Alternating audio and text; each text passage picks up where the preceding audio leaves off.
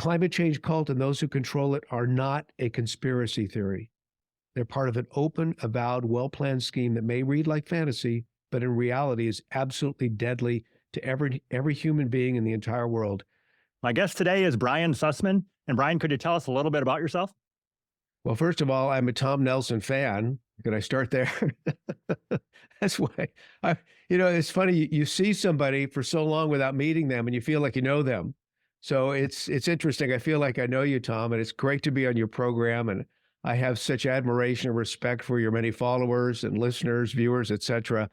But my background is a broadcasting background, broadcast meteorology, and then radio talk show host for many years in San Francisco. But how I got into the weather thing is interesting, and I'm sure you're going to recognize this name. I was born and raised in East Los Angeles, but when we were in high school, we moved to the Chicago area, and I started watching eyewitness news in Chicago, and there was this weatherman that I thought, this guy is so entertaining, and he's so knowledgeable, and man, if I could ever have a job like that, it would be cool. His name was John Coleman. Oh, yeah. Of course, John Coleman went on to start the Weather Channel. And John Coleman, if he were alive today, he'd be one of your viewers because we're all on the same team. But I watched John and I thought, wow, what a great job. TV weatherman, meteorologist. But then I thought, okay, in Chicago city, very, very large city, there are only like 10 of these people. So what are the chances of that? But I was still interested in broadcasting and media. So I went to the University of Missouri thinking I was going to go into their journalism school, but instead went into their arts and science program and majored in radio, TV, film production. And I thought, well, I'll go into radio and maybe be a radio newsman or maybe have a radio show someday or something like that. Because I was in the School of Arts and Science, I took a lot of meteorology courses just because I was interested. I just had a personal interest in the weather. Like so many of your people, I'm kind of a weather geek, and I'm not ashamed of that. I'm just intrigued by the weather. So I took a lot of courses in that, took a lot of courses in the journalism department as well, got out of school, and I had been working part-time at a TV station in production. And the owner of the TV station said, hey, why don't you run our newsroom and you can anchor the morning news and you could even do the weather if you'd like. So I thought, wow, this is cool. So I did those tasks and ran this newsroom and realized I hated managing people and quit that job and took another job in Reno, Nevada, where I was able to become a full-time weatherman. I was so loved the weather that I thought, man, I gotta get a degree in meteorology. I gotta do something because it's not enough. I need to know more. Got another job in the San Jose area, part of the San Francisco Bay Area market. And San Jose State University has a great meteorology school. And they emphasize forecasting, which is really fun. So I started in their master's program and just had a ball learning from some great professors and increasing my knowledge of the subject. Went from there to KDKA in Pittsburgh, Pennsylvania, and was a meteorologist there. Started working for the CBS Morning News as a fill-in weathercaster for probably 5 or 6 years, and then came to San Francisco for the CBS station where I balanced out the rest of my career. I left, and the reason why I left I'll get into, but I left in 2001 and ventured into talk radio, which was exciting. I had a 20-year career as the morning show host for KSFO in San Francisco, first conservative talk show station in the nation. And as I always used to say, isn't it interesting? We're broadcasting live from the belly of the liberal beast. So that was a lot of fun, and I made a lot of friends and made a lot of enemies. Wrote Climategate in 2010. A veteran meteorologist exposes the global warming scam, and then Eco-Tyranny in 2012, and then got so busy with running a morning show, which included, having to start work at 3:30 in the morning, that I wasn't able to write any books until 2019 when I quit that job finally. It was just sucking the air out of me. And I said, actually, my wife said, you need to write another book. You need to do a follow-up to Climategate and Eco-Tyranny. And so that's when I started working on Climate Cult, which it's available for pre-sale. It will actually be shipped beginning in May. The publisher is Post Hill Press. So I'm really excited. Climate Cult, exposing and defeating the war on life, liberty, and property. I love the fact that you have Climate Cult in the name. That makes me very happy. I'm excited to read that book. I just want to talk about how I started thinking that this might indeed be a cult. And this goes back quite a ways. This goes back to 1995. And I'm copying this from Climate Cult. There was the Leipzig Declaration. I know you're familiar with that. It was written in 1995. And it says, we believe that the dire predictions of a future warming have not been validated by the historic climate record, which appears to be dominated by natural fluctuations showing both warming and cooling. That's Leipzig, 1995. Fred Singer was the gentleman who helped put together the Leipzig Agreement, and he called me out of the blue. I didn't know him from Adam. We later became good friends. But he called me and said, listen, I know you're a member of the American Meteorological Society Board of Education, and I would really like you to consider signing the Leipzig. And I'd heard about global warming. I was a skeptic right off the bat for some reason, but I read the Leipzig Declaration and thought, okay, I'm with these guys. I will sign this declaration. And so I was honored to be a part of this. Thousands of people signed this thing. And I've got a phone call from a reporter in Orlando, Florida. And he was lauding me with all of these. I knew something was coming because he was just sucking up to me big time. Brian, I heard you won this award from the Associated Press for Best Weathercast and from the Radio and TV News Director Association for Best Weathercast. And I noticed you're on the American Meteorological Society Board of Education, and you won an award for he just went on. And I thought, okay, there's a sucker punch coming here somewhere. And he said, now, I just have to ask you this question. Why did you sign the Leipzig Agreement? I said, well, because I'm skeptical of human-caused global warming. He said, are you a denier? I'd never heard that term before. And suddenly he just changed so fast, and his interview turned into a lecture. He just started ripping me apart. And I remember concluding the interview, hanging up the phone in the weather office, and turning to my producer, Matt By, and saying, Matt said, who was that? And I said, well, that was the crappiest excuse for journalism I've ever heard. It was a reporter from Orlando, Florida. And this guy's ripping into me. I mean, he just tore into me for stating my opinion and signing a document. That was the first thing. The second thing that I just thought was weird was I was working for the CBS Morning News, as I mentioned, and Dan Rather was the iconic anchorman from the CBS Evening News in the 80s, and this is in the 90s now. And Dan came to San Francisco. He was doing his broadcast from our studios, and we bumped into each other and said, hey, Brian, I'd really like to start using you on a regular basis on the CBS Evening News as our West Coast weather correspondent. I see you doing the morning show occasionally. I want to use you all the time. And I think you'd be the perfect guy to tell people about global warming. And I said, well, Dan, what a great honor. I would love to help out. It'd be so exciting. I think the jury's still out on global warming, but hey, I'm available. As soon as I said, I think the jury's still out on global warming, his face just froze. And Tom, I don't even think he excused himself with any words. He just literally turned and walked away.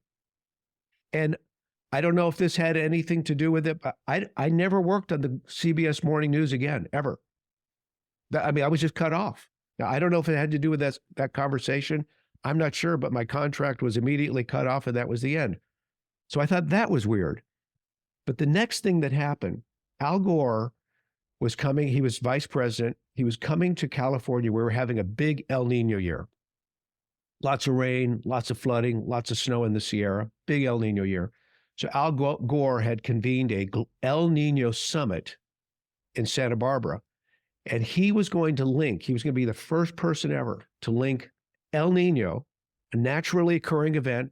It's been going on for as long as we know. He was going to tie that into global warming.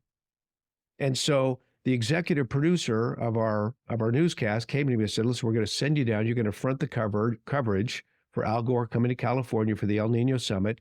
And we want you to, talk to people about global warming. I said, I can't do that.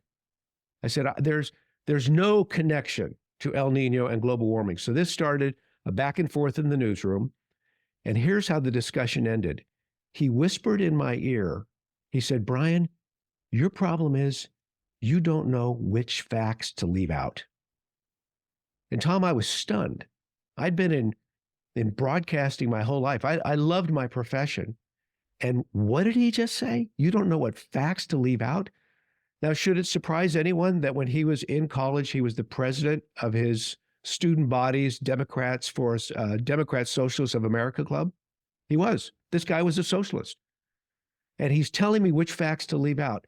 And it's very easy in this entire climate debate for people whose last name may be Mann or others to bring forth data that seems to have been highly massaged or omit data that doesn't fit with their agenda because so many of these people don't have a moral spine. They don't have a moral backbone. For them, the end justifies the means. And so I thought, this has all the trappings of a cult. It's just amazing. And, you know, it's interesting. I'll go back to a screen share here, Tom. When you think about this and you look to see the kind of impending doom that is preached to get people into this cult, because that's what all cults share in common. There's some sort of cataclysmic problem. Maybe the problem is you're afraid of death, so you join this cult. Maybe you're afraid of your human weakness, so you join this cult to gain some kind of supernatural power. But this is how they lead people into the cult with statements like this. This is Al Gore 2022 on Meet the Press. This is just outrageous. The climate deniers, your audience, Tom, are really in some ways similar to all of those almost 400 law enforcement officers in Uvalde, Texas, who were waiting outside an unlocked door while the children were being massacred. They heard the screams, they heard the gunshots, and nobody stepped forward. Now, can you believe that the Vice President of the United States, even knowing where he stands on this topic, would go to that extreme to try shame people and bring more people into the cult? I mean, it's atrocious. But wait, you know, there's more. If we go to this person who's like, she has millions of followers. She is like a rock star in the minds of so many millennials, Gen Xers, wild predictions.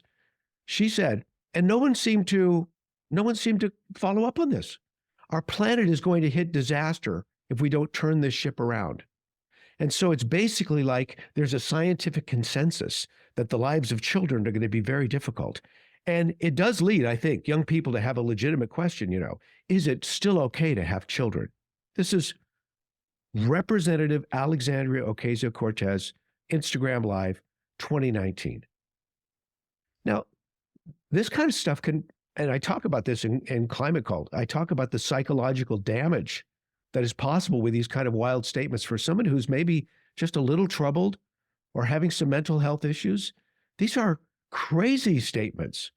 Then, you know, she goes into this consensus thing, Tom, and I think I've seen people on your program talk about it's either the 97% or 98% consensus. I wrote about that in Climategate. You know, that was a very small sampling of a small number of meteorologists and scientists who decided to respond to this very biased questionnaire. So that's a hoax as well. But those are some of the trappings of the cult. But the other thing that the cult provides is sin. You're a carbon sinner. You've got a problem. You're using fossil fuels and you're contributing to global warming. But wait, there's penance. You can reduce your carbon footprint. You can buy an electric vehicle that you can't afford. You can go solar. You can go vegan. You can do a number of things to improve your standing. And then on top of that, there's one more thing that they promise, and that's a utopia. They promise this future world where there's going to be social equity and there's going to be social justice. And as the World Economic Forum has said, you will own nothing and you will be happy. And for so many, Tom, that's just that's super, super appealing. Super appealing. I could go to another slide here just to continue this discussion. I think at the bottom of all of this are a difference, and this is why I entitled the new book, Exposing and Defeating Their War on Life, Liberty, and Property. John Locke is the philosopher that the founders of America looked to when they were trying to launch the United States of America. John Locke said, and this is very important in the debate because a lot of people will say, well, yeah, it's a cult, but Now I'm telling them why it's a cult. Or they'll say, oh, it's a totally Marxist movement. But they don't understand why people say it's a Marxist movement. So I go back to primary source material to show you how, and this is shocking, I'll get to this in just a moment, Karl Marx, Friedrich Engels, and some of their direct disciples were the ones who decided to use the environment, or the ecology as they called it, to hammer capitalism and to ultimately try to defeat the United States and its life, liberty, and pursuit of happiness mantra. And I'll prove this in just a moment as I take some excerpts from the book, but it's shocking. And I wrote a little bit about this in Climategate, as you know, Tom. But if you go to John Locke, he said he was a philosopher, theologian, a medical doctor, jurist, taught at Oxford, brilliant guy, had no enemies, everyone loved this guy. But he said, all humans have three natural rights. You have the right to life. You have the right to own property, which our founders called the pursuit of happiness. And you have the right to liberty. And liberty was, he said, you have a right to a government that would uphold the right to life and uphold the right to own property and uphold natural law. Well, what is natural law? It's good and evil, good versus evil. It's right versus wrong. It's lies versus truth. It's the 10 Commandments. It's do unto others as you would have them do unto yourself. He said, you have a right to a government that will uphold all of those things. And that's what's known as liberty. So we had the United States founded. The Puritans in the North really and truly believed in these natural laws. Those in the South believed in something called damn your soul, grow tobacco. We had two Americas. One was very pure. The other was built on slavery. I mean, we can't get around that. But when it came time to deal with England, who was becoming very oppressive, they all agreed, okay, we need to hang together or we're going to hang separately. Okay, yes, we do agree with this natural law. Yes, we do agree with these natural rights. We'll deal with slavery later, and we did with 600,000 people dying. But for right now, we're going to construct a United States of America without a king, without a queen, without a dictator, without a totalitarian ruler, without oligarchs. It's going to be government of the people, for the people, by the people. And we pulled it off. We pulled it off. Marx loathed such a thing. He was not happy about this in any way, shape, or form. So Karl Marx ends up coming up with his own solution. Marx's first goal in life, by the way, was to liquefy Christianity. That's a goal he had in college. His guiding philosophy was this: the theory of communists may be summed up in the single sentence, the abolition of private property. When you get to the climate agenda as laid out by the United Nations, when you get to the climate agenda that has now been affirmed by the World Economic Forum, their goal is the elimination of private property rights. I've got all the source documents for that. But what's interesting is if you go through the record and start to dig into the details of Marx and Friedrich Engels and his followers, Tom, it just gets, it's absolutely fascinating. I talked about this in Climategate. I blow it out in Climate Cult. Sir Edwin Ray Lancaster, he was a direct disciple of Karl Marx. He knew Marx as a youngster. He said humans are the insurgent sons of nature. He was the guy that first came up with the first environmental disaster. It was in the 1800s. People in England were living longer. People in England were having bigger families, bigger houses. They were flourishing. Why? Because they were able to get such great yields from their crops. Why? Because they were using guano. They were using bird droppings. They were using bat poop. They were using this as a fertilizer, and the yields were just incredible. It was pure, all natural, no chemicals. It was working. And Lancaster saw this and he said, but they're going all over the world looking for this guano. And they're shipping it on these steamboats back to England. And look what's happening. They're having more people. And they're cutting down more trees. And they're building more houses. And they have more excrement. And they have more animals. and they need more feed for the animals. He said, this is not good. Humans are the insurgent sons of nature. It was the first ecological crisis. And Lancaster was a communist. He was raised essentially by Karl Marx. But we continue to a disciple of Edwin Ray Lancaster, Arthur Tainsley. He was the guy who invented the term ecology. He said, I'm deeply concerned with the destructive human activities of the modern world. Ecology, his term, must be applied to conditions brought about by human activity. He has a disciple named Charles Elton.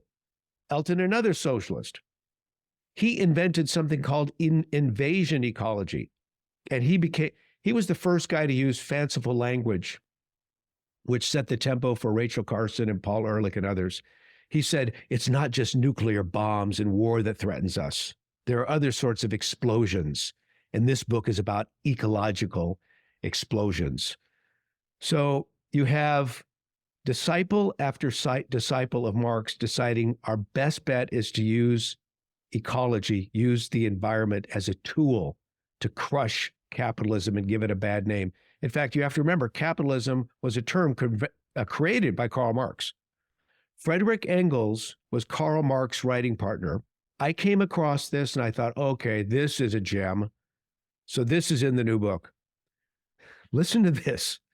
But inexorably, the time will come when the declining warmth of the sun will no longer suffice to melt the ice, thrusting itself forward from the poles, when the human race, crowding more and more about the equator, will finally no longer find, even there, enough heat for life. Friedrich Engels was the guy who started the first climate lie. It was going to be global cooling that would take down the climate, Tom. This is Friedrich Engels. This is incredible. They've been running with this now for well over 100 years. Okay, but let's continue the discussion. Because if you continue this, you'll find out, look at all these lies. Look at all the lies that have come out of this.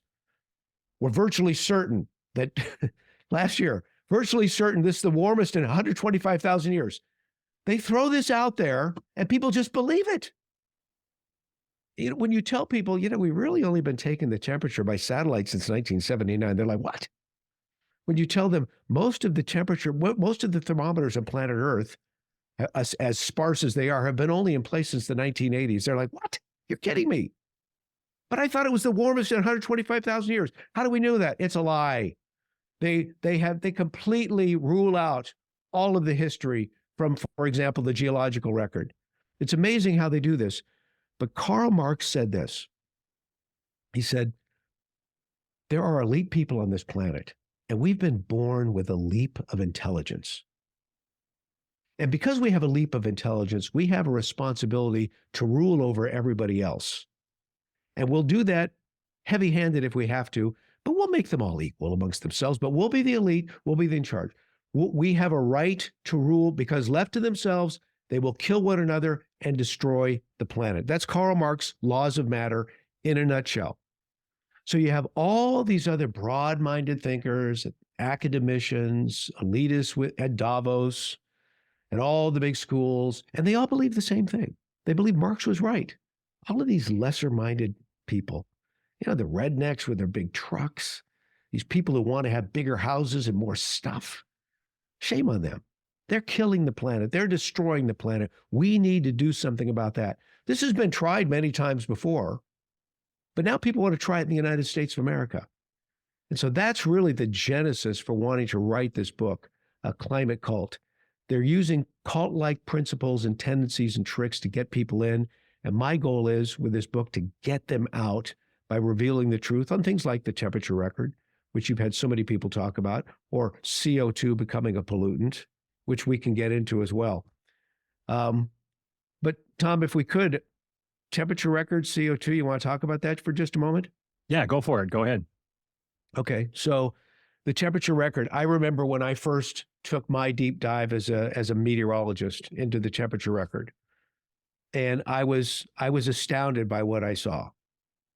I had a conversation with Tom Heller recently from Real Clear Science. Yeah, Tony Heller, right? Yeah. Tony Heller, I'm sorry. And Tony was, I did an interview with Tony, and I just love what he had to say. He was a believer. He was a believer in global warming. He had a geology background, so he had a science background, but he was also an electrical engineer working for Intel. And so, electrical engineers working for Intel, it's all about precision. He thought, I'm just going to go check out the climate record for myself. I want to see this temperature thing. I want to see if it validates my feelings that there probably is human-caused global warming. He goes and does a deep dive. I mean, a much deeper dive than I did. But he does his deep dive and comes away saying, this thing is so sloppy. This climate record has been so tainted and rearranged. And there's data that's been withdrawn, and there's data that is fake that's been added to the mix. And he was just stunned and amazed. And I think there are a lot of people that would be stunned and amazed if they could really interpret the data properly. But the problem is, all the influencers, all the talking heads, all the Al Gores, all the AOCs, they don't do that for their people. They just spit out this information that's plain garbage. But continuing along this discussion with CO2, I mean, look at this. CO2 is now climate pollution. It's a gas essential for life, and now it's climate pollution. This is from Wired Magazine, 2022, why carbon emissions are now climate pollution. People see that, and they just believe it. But here's when CO2 first became the enemy. CO2 was always acknowledged by scientists as being beneficial for life. Scientists always knew if we had more, life would be even better because vegetation would thrive. And scientists have always known that if you get below like 180 parts per million, things are going to start dying. But in 1987, the United Nations decided to make carbon dioxide the enemy. Now, anybody who's graduated with an environmental science degree in the last 15 years knows of this book called Our Common Future. It was put together by the World Commission on Environment and Development in 1987. This is the United Nations. They herald this book in virtually every environmental science program in the United States as their gospel, Our Common Future.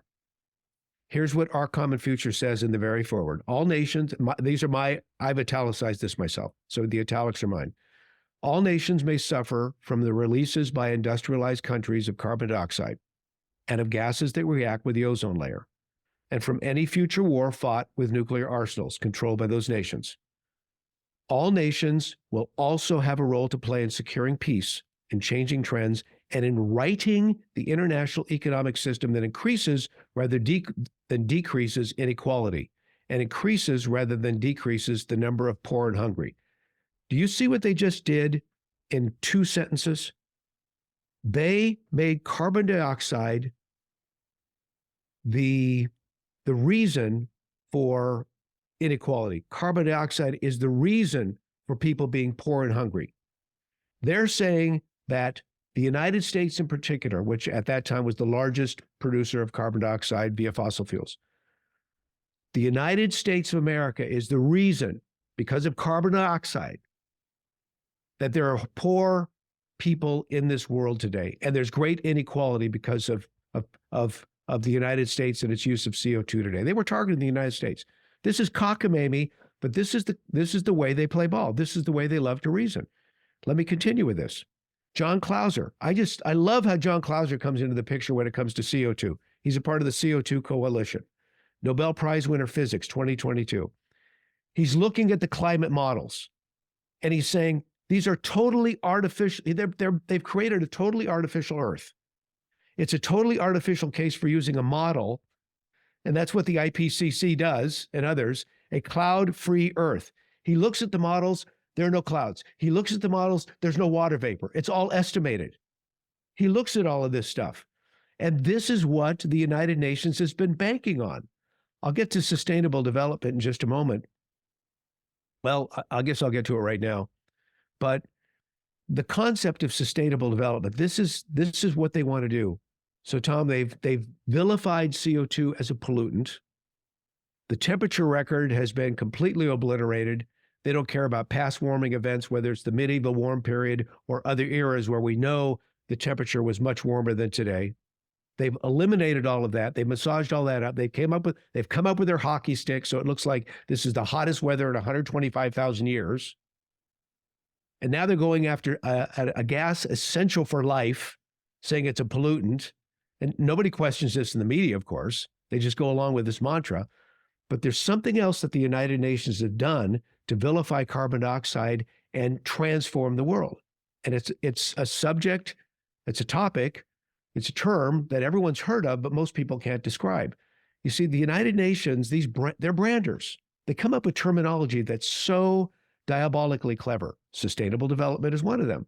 You could ask 10 people randomly on the street, just do a little man on the street interview and say, oh, could you please define sustainable development? Oh, yes, it's recycling. Could you please define sustainable development? Oh, it's driving an electric vehicle, and on and on and on. Those are the fruits of sustainable development, but it's not sustainable development. Sustainable development is far more devious than that. For example, this is also from Our Common Future, 1987, where they decided CO2 would be a pollutant. They roll out the new term, sustainable development.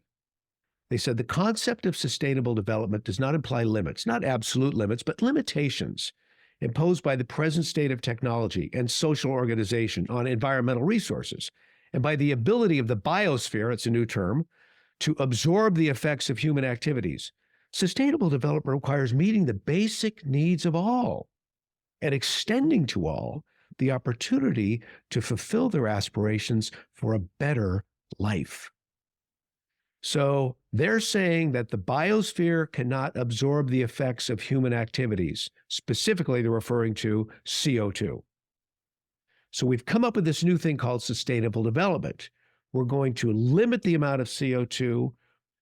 Developing nations like the United States that have had an entire economy based on CO2 are going to be hurt and crushed, but will be able to redistribute the wealth to all the other people of the world and fulfill their aspirations for a better life. They go on in this Our Common Future to describe redistribution. They say this is the definition. Meeting the essential needs of all requires not only a new era of economic growth for nations in which the majority are poor, but an assurance that the poor get their fair share. This is redistribution. This is the goal of sustainable development. This is why they vilified CO2. This is everything Marx dreamed of, redistribution. This goes right back to Karl Marx and his Communist Manifesto. This is everything he dreamed of, but they're using the environment as a hook to draw people in. Now, there's something else that takes place here, Tom, and this is social justice. Because one of the goals of sustainable development is social justice and social equity. We hear those terms a lot. And I know that, listen, I know you're in Minnesota, Tom. I have a lot of relatives in Minnesota. Some of the nicest people in the world are from that part of the country. And these are people who would give you the shirt off your back. They really believe in do unto others as you would have them do unto you. They believe in loving your neighbor as yourself. These are just good people. You find that a lot throughout America. You find some really great people in America who really prefer others and really do want to help everybody else. That's true social justice. That's true social equity. But what the climate cult has done is taken this concept and totally turned it upside down. The guy who developed the concept of social justice was a Jesuit philosopher, Luigi Tapparelli. This is in the 1800s. And again, he's a thinker. So he develops this concept of social justice, basically love your neighbor as yourself. It's right out of the Bible. And then he asks a question, as philosophers do. Does the state have a right to coerce citizens to behave in a certain way? Now, the answer to his question would be no. But we've come to a place in time now where the state wants to coerce citizens to behave in a certain way in this new version of social justice. So here's the United Nations defining social justice. This is a very new concept. The new concept of social justice is new. Here's the United Nations, once again. They create the template for all of this. They define it in 2006. They say social justice is not possible without strong and coherent redistributive policies conceived and implemented by public agencies.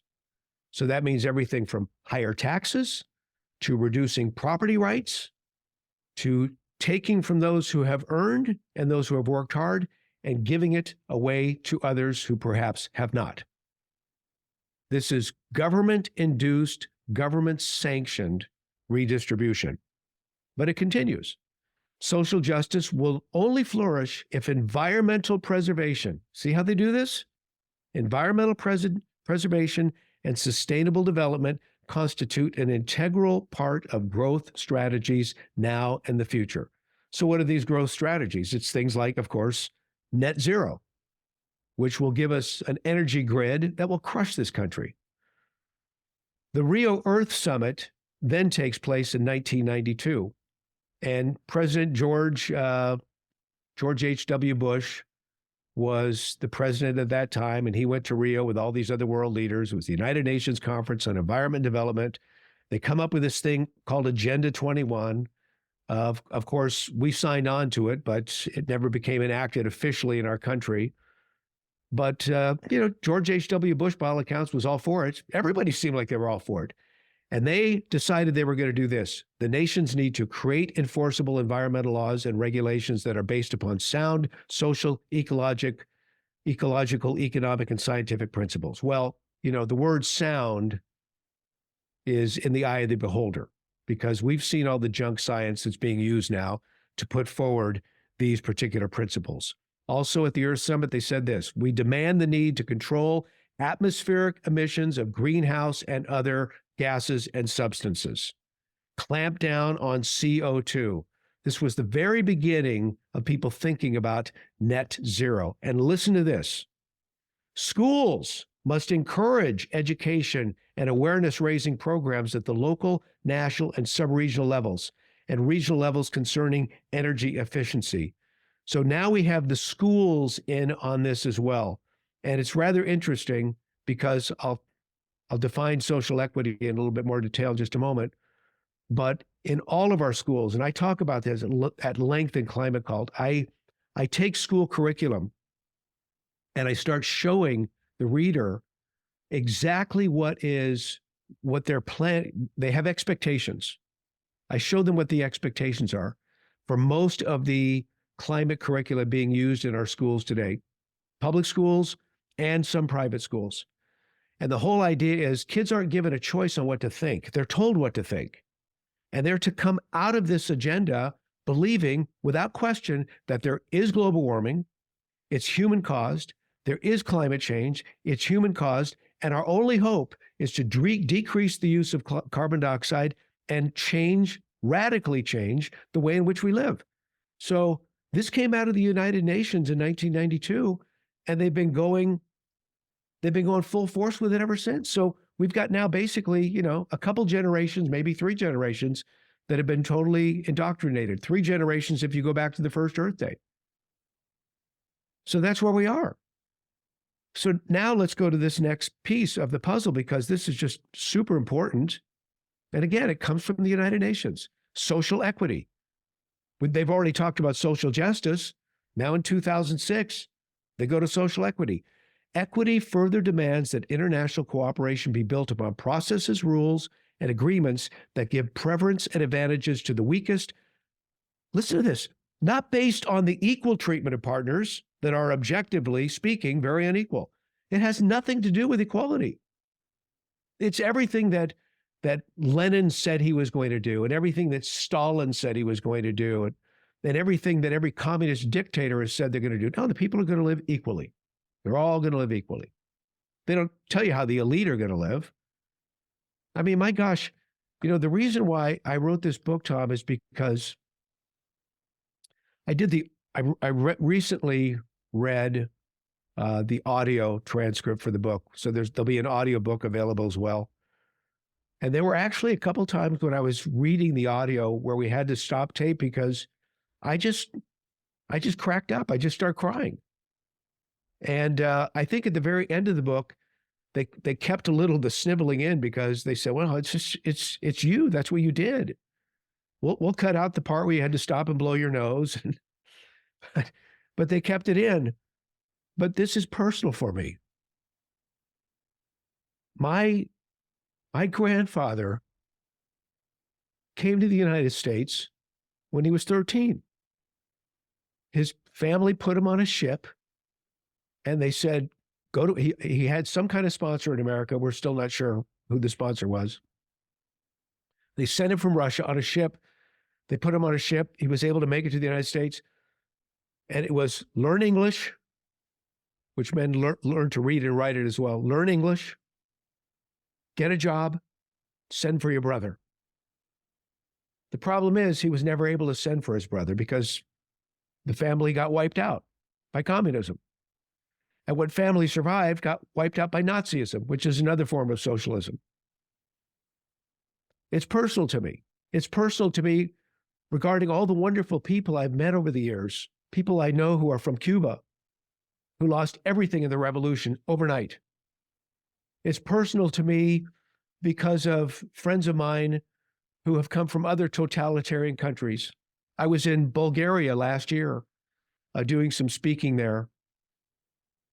And my host was a wonderful guy, and he's taking me around Bulgaria, and he's just showing me all of these communist apartment buildings, which is the ugliest buildings you've ever seen in your life, which have been now retrofitted to, house other people and the free people. But back in communism, this is where you lived for free. Oh, they spread the wealth around. Everybody lives for free, rent's free, don't have to pay for utilities. But my friend told me the problem is the elevators never worked. The heating was turned off in the winter. Oh, but everybody was equal. Everybody had jobs they hated. And then there were the elite who had everything they needed. This is where they want to go with net zero. I'm convinced. Net zero, it's never going to work. It could work, I suppose, if you went and included nuclear, but the environmentalists don't like nuclear either. So it is personal for me. I do get choked up when I just talk about it, but this whole idea of social equity, I mean, Marx would just be so pleased with all of this. Here's what the Democratic Socialists of America say. This is just right from their website. They say securing an environmentally sustainable production system will require fundamental political and social change on every scale, from household to planet. It's what Al Gore once referred to as a wrenching transformation of society. This is what they want to do in the name of the environment. So we can talk a little bit about all of these plans that involve net zero and this big push to go into electric vehicles. And I just want to say this, if you own an EV, you have every right to do so. And I hope that EV makes you happy, because actually, quite frankly, they're luxurious vehicles, some of them, and they're incredibly fast. I love fast cars. I've got a very fast car that I just love the heck out of. And I've also got my 2002 Dodge Ram that I probably actually love more. But if you want to have any kind of car, that's your right. And if you want to have a fast Tesla that does 0 to 60 in like 3 seconds, that's your prerogative. Please don't tell me how green it is. I don't want to hear that, because I go into a lot of the specifics on the carbon footprint that's generated by manufacturing an electric vehicle. And it's larger than a comparative, gas-powered vehicle. Carbon footprint's huge. If you drive an average of 14,000 miles a year and you have your average EV, charging that thing on a regular basis uses as much electricity as half your household does during the course of a month. So they suck up energy. Generally speaking, in the United States of America, that energy is coming from natural gas. It's not coming from solar and wind. It's coming from natural gas. So don't tell me how green it is. But I can say this about the batteries. And I'm not sure, Tom, if you've had any guests talk about the batteries. But bad, yeah. Okay, good. I'll need to sort out those particular discussions. because I'd love to hear what some of your people have said on them. But I do know this. This is from a paper I found, The Hazards of Electric Car Batteries and Their Recycling. By 2025, at the current rate, 11 million tons of waste lithium-ion batteries will flood our market. There's no system to deal with them. People are working hard on figuring out ways to recycle them, but there's nothing in the mix readily available yet. If the discarded batteries cannot be effectively disposed of, it will cause huge damage to the environment and humans. When the battery is damaged, it will generate a lot of heat and cause a fire. In addition to humans, waste batteries may have many potential hazards, and high concentrations of lithium can cause great harm to the human nervous system and endocrine system. I have a friend who works at the Tesla battery plant outside of Reno, and he's a project manager for their facility. He has nothing to do with making batteries. He's a facilities guy, and he works for a big construction company.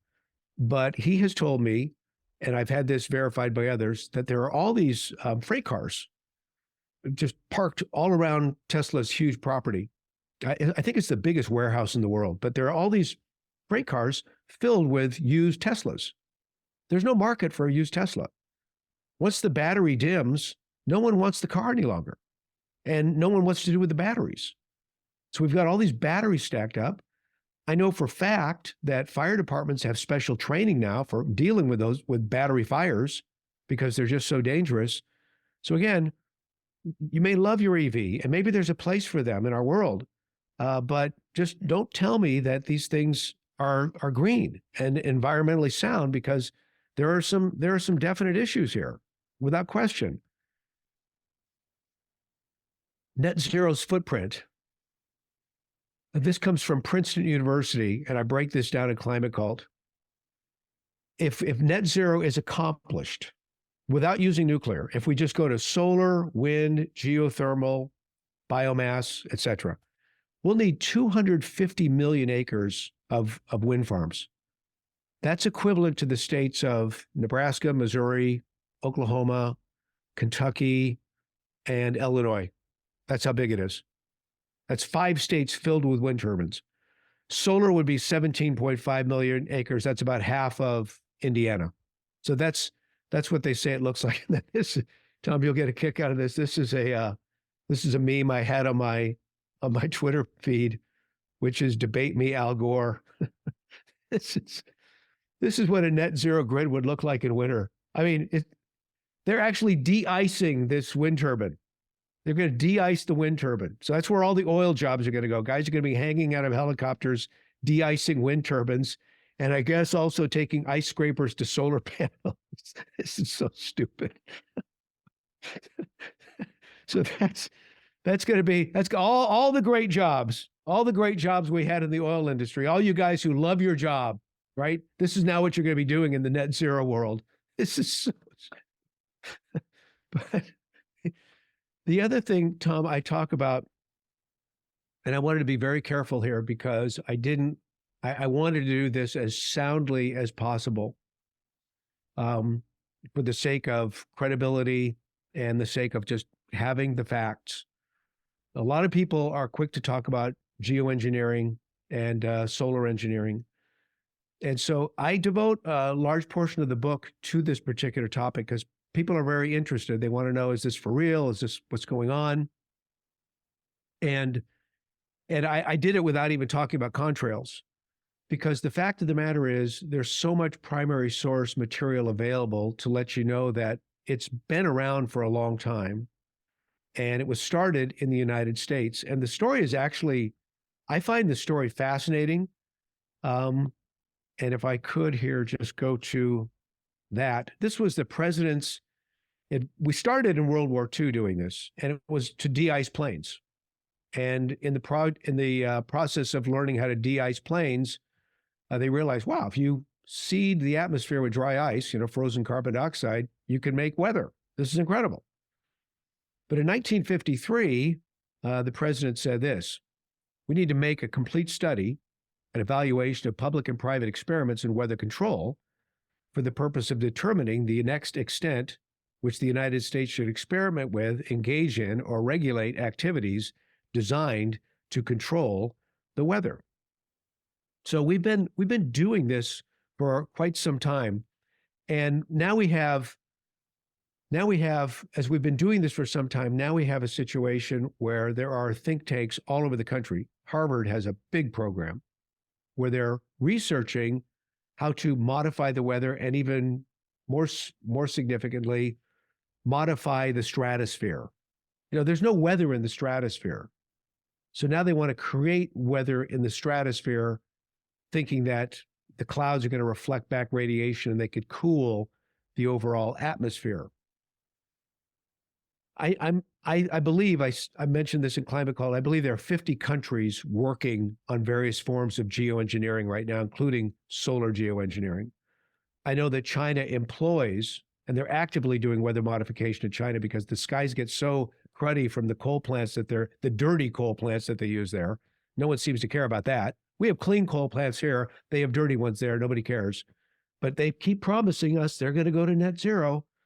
But the coal plants they have there are so filthy that the skies in the big cities just get totally crowded up. And then they seed the clouds, create rain, and wash them out. That's just a regular thing they do there. What I find amazing is no one will admit they're doing all this study on solar geoengineering, and no one will admit to whether or not we're actually doing it. I just can't believe that all of these thinkers would be happy with whiteboards and computer models. You would think they would want to try it, but no one will admit to trying it. And one of the things I wonder, I know there are over 1 million people with top secret clearances in the United States of America. Maybe that's why they won't tell us. I don't know. But I just find that part of it fascinating. And I also find it fascinating that when you go to some of the very liberal think tanks, like the Brookings administration or the Brookings Institute, excuse me. Like when you go to the, oops, oh, hold on. Okay, there we go. Like the Brookings Institute. When you go to their website, this is what they say about geoengineering and even solar engineering. As worsening climate conditions are likely to generate continued worldwide interest in geoengineering deployment, the world cannot afford to wait until an emergency arrives if it hopes to navigate increasingly complicated climate and geoengineering scenarios. Now, to me, that's frightening. They're saying, we just can't wait. We got to do this. We have to do this. Now, you want to screw up the climate? Maybe that's the ultimate way to do so. Start this solar geoengineering. Tom, that frightens me. I don't know what that could entail. And I don't know what their real plan is in doing this. But those are some of the runs and hits from Climate Cult. I also have a bunch of recommendations that I hope a new administration might employ, because at the end of the day, we've got to reverse these crazy, unfounded environmental laws. We've got right now, in terms of net zero, there is the Office of Energy Efficiency and Renewable Energy. Their mission is to transition America to net zero. And the Biden administration has instituted all of these policies. We're just going hell-bent for leather towards this particular direction. And that world is not one in which I want to live. I mean, I've heard all the stories from my friends who formerly lived in the Soviet Union, and it was hell on earth. Oh, it's supposed to be the new man, the new Soviet man, and everyone was going to be equal. But I know there have been many leaders who have said this over the years. He who controls energy controls the people. And that's what I believe they want to do with all of this. They want to control our energy. They want to keep us under control. I mean, that's what the smart grid is, the smart meter is all about that may be attached to your home. I go into source documents in Climate Cult explaining all of that, as I did back in Climategate. This is a feature of your home that's designed to have remote controllability from an outside party. They can limit your use of the energy if they so choose. And I think that's where we're going. And that's why we need to be informed and be ready to be activated and get great people in office. But I will just say this, Tom, in closing, and then I thank you for all this time. It's just been really super awesome. I feel like a star being on your on your program. This is great. But I say this at the end of the book. For those caught in the web of the climate change agenda, the slogan, everyone belongs to everyone else, that's from Aldous Huxley's Brave New World. Everyone belongs to everyone else. That slogan is their hope and dream. I mean, these people that are caught up in this climate agenda and innocently caught up into it, especially the younger generation. You know, the younger millennials, Gen X, Gen Z, these are some of the most compassionate people ever. So they're so easily drawn into this. But in reality, if the agenda is allowed to succeed, everyone will be subject to everyone else in the elite class, and global tyranny will reign. And this was another part as I was reading the transcript for the audio portion of the book where I just broke. In the works of science fiction, the world is often presented as being scientifically logical. In fantasy novels and films, it's mostly depicted as supernatural. But the real-life climate change world is scientifically illogical and demonically, in my opinion, demonically supernatural. The climate change cult and those who control it are not a conspiracy theory. They're part of an open, avowed, well-planned scheme that may read like fantasy, but in reality is absolutely deadly to every human being in the entire world. Their marketing slogan spells exactly what their goal is. This is from the World Economic Forum, who in 2019 became the official partner of the United Nations. I've got the document. You'll own nothing and you'll be happy. So now maybe you'll understand a little better my anger expressed in the opening page of this chapter. And if you find yourself feeling the same way, I hope you can join me in heeding my own advice. Be angry, but don't sin. And certainly don't remain silent about what you've read. So it's my great hope. You know, there have been so many people, and you've interviewed so many of them. There have been so many people that have written some excellent books, just totally debunking global warming and climate change. And there's new information coming out all the time. And your finger has been on the pulse of this, Tom. And I'm so glad for you to be there. We need these voices. But I want to just unpack this on a different level because I want people maybe to see for the first time, wow, I've been sold a bill of goods. I don't like where this is headed. This is, or maybe you really do believe that there is human-caused global warming, and then you look at the rest of the agenda and say, well, but I don't believe it. I don't believe that. I don't want these other things to take place. I kind of like my freedom. So maybe this will turn a few heads, and maybe this will cause people to just see things differently and aright, wake some minds up, and pull some people out of the cult. I mean, that's my greatest hope, Tom. That's what I'm hoping for. Yeah, 2 more months till the book comes out, right? End of May 28th or so? Yeah. Yes, and it's available for pre-order right now, and the publisher is Post Hill Press. They have a lot of great authors, and I'm just so pleased to be a part of their group. And what they've done is they've got it's a discounted price for the pre-sale. So if you purchase the book now for $18.90, you're guaranteed that price through May 28th when the book finally comes out. But I highly encourage, pre-sales are very good because it helps with publicity and distribution. So if we want to get the word out, that kind of stuff in the publishing world is a big deal. So I just appreciate the opportunity to be here, Tom, and I hope that there'll be another opportunity down the line as things pick up. And I want to encourage you, you know, as a fellow podcaster, broadcaster, and a guy who's just seeking the truth, keep doing what you're doing, man. It's very important. You have an important voice. You've created a great platform, and a lot of people are well served by the incredible minds that you're able to bring forward. I'm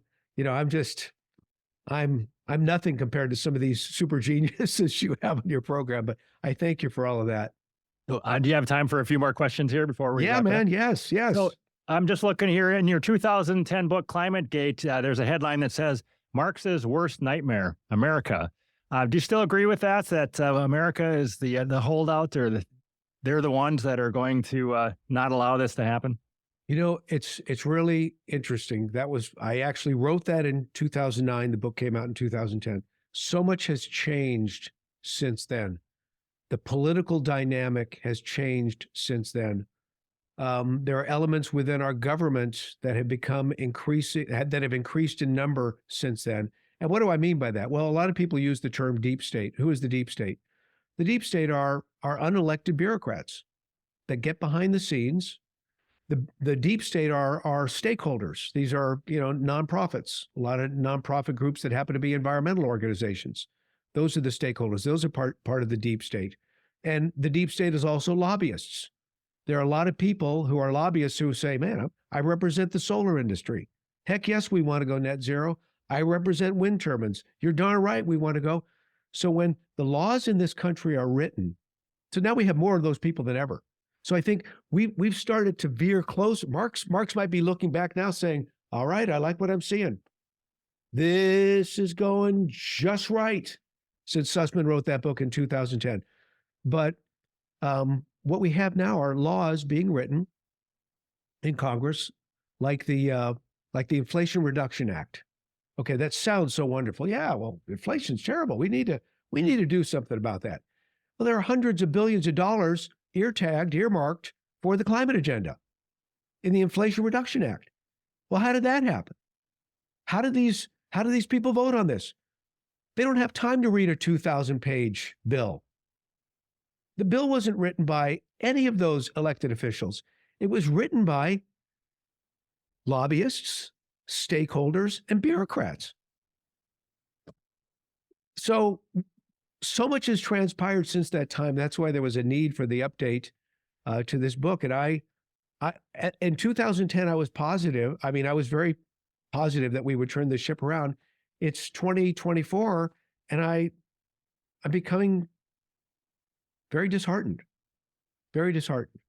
So that's why I just thought I am one man. I got to do something. Yeah, I agree with you that the deep state is a big threat to all of us. But which politicians in the U.S. are the biggest threat to the deep state? I'm thinking of one guy. I do a radio program weekly in Sedona, Arizona. It's called Straight Talk. And straighttalksedona.com is the website if you're interested in looking at past episodes, and perhaps you will, because there's a congressman I interview. He's a first-term congressman. His name is Eli Crane. Most people have never heard of Eli Crane. He's a former combat Navy SEAL, 13 deployments into combat zones. This guy has seen the communist, totalitarian enemy up close and personal, and he's a very strategic thinker. And sometimes he's very disheartened by what he sees in the U.S. Congress, and he's not been a fan of some of the more mainstream politicians, even on the Republican side of the aisle. But there are a few people like him that are driving this whole idea of getting us back to life, liberty, and the pursuit of happiness as the founders intended. So Eli Crane is one congressman that I really stand behind. And there are others in the House Freedom Caucus that I think really have their acts together as well. But there are a lot of others who are just, they're mainstay politicians, and they're a part of the problem. And they're in the Republican Party as well. And we need more of these young bucks to get in there and shake things up. People who see what time it is, and they're not afraid to talk about it. So I like that Eli Crane guy a lot. And there are some others as well, but he to me is he's the heart and soul of this new generation of congressional membership. So if I heard you right, you've been called a denier as far back as 1996. So you go way back here. You were looking into this way before Steve McIntyre was, et cetera. In the whole big picture, how are things going in 2024 compared to way back when? Well, I'm excited because I think that we have a situation. I'm just looking at some notes to see if I can find something from the book that works for this. But there's so much new information that has come forward. Well, first of all, you have a guy like John Clauser, Nobel recipient in physics, as I mentioned earlier. Does it get any brighter than that? When that guy comes in and says, okay, this whole thing is a hoax. Another great example would be, and I know he's older, but Dr. Neil Frank, who endorsed Climate Cult. I was so thrilled to get his endorsement. this guy he remains the top hurricane expert in the world. He's the professor emeritus of hurricanes, and he's sharp as a tack even to this day. I interviewed him recently. Love him. And he said to the Washington Post in 2006, it's a hoax. So we're getting more and more people like that coming forward and digging into the details and looking at the information and realizing that the modifications to, for example, even the satellite record has been modified. And now finally we're realizing those modifications were not consistent with reality. So we're seeing all of this information coming forward, and I find it to be very exciting, refreshing, emboldening, and it's just proving for those who have been deniers and those who have been skeptics that, man, we've been on the right track all along. So I think there's a need for more books. There's a need for more research, and there's a need for more people stepping into the fray and be willing to take the heat for it. All right. Any other points you'd like to make before we go ahead and finish this one up? Well, I just I really believe that we have a crisis on our hands, and I really believe that if we don't, that we're being hit from so many different sides right now. The climate agenda is a big one, but we're being hit by so many sides that are trying to alter the American culture and are trying to bring forth a new dynamic of morality that we've never seen before. And what we're seeing in Washington, D.C. and in many state capitals is so subversive and so diabolical.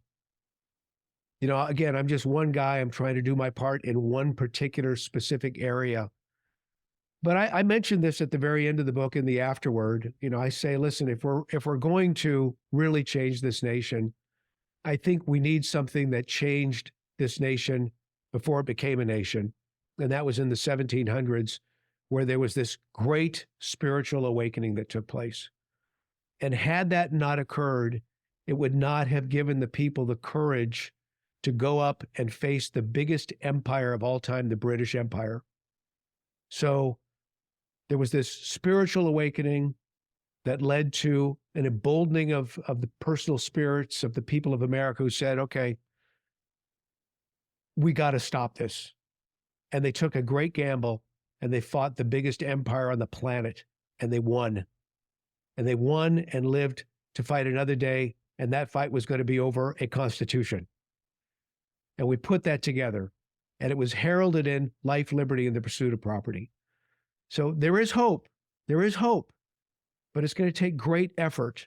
And so that's my prayer, and that's my hope and my wish for America and for all of those who are watching this podcast today. So that awakening you're talking about in the 1700s, that was only a small percentage of Americans at first, wasn't it? Yeah, it was. I would say that really it was probably only, I've read that it was as many as 25 or 30% of the people. But they became such an influencing force, especially amongst the founders. So many of the founders were cut from that cloth, and many of the founders were actually pastors and ministers in their own churches. So they were able to speak eloquently on these particular topics and really move the needle for people to get in the fray and be willing to risk their life, their liberty, and their pursuit of happiness. In fact, I think if I don't do it in Climategate, I do it in Eco-Tyranny. I dedicate the last portion of the book to our founders who did just that. They were willing to risk everything. And some of them died broke. Rich people that were attacked so viciously once they signed that Declaration of Independence, their houses ransacked, their farms seized, livestock destroyed, wives murdered. They lost everything. So we need to be willing to step up and take some risks if we want to bring this country back to center. All right. Very good. Thank you for being on the podcast, Brian Sussman. Hope to have you back on again later. Thank you, my friend.